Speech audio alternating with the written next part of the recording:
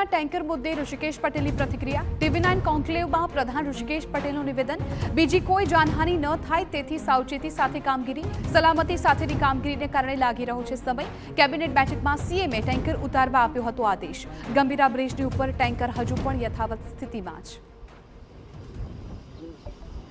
એ જે ટેન્કર તમે જોયું હશે કે એક સ્પાન નીચે છે જે આમ લબડતું છે અને એક એના પાછલા વ્હીલ એ ઉપરનો જે વ્યવસ્થિત બ્રિજ છે એના ઉપર છે।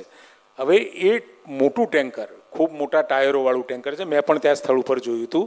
એને ઉતારવા માટે, કારણ કે અત્યારે નદીમાં પાણી પણ ચાલુ છે, પાછળની સાઈડથી એને ચોક્કસ કોઈ ક્રેનથી અથવા તો કોઈ ચેન પુલિંગ કરી અને એને બહાર ખેંચવું પડે, પરંતુ અત્યારે એને બહાર ખેંચીને લાવવામાં જોખમ દેખાતું હતું।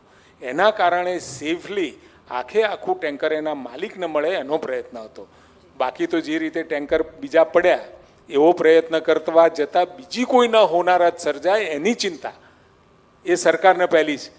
માનો કે એ ટેન્કરને ખૂબ ઝડપથી, હજુ કેટલો સમય લાગશે?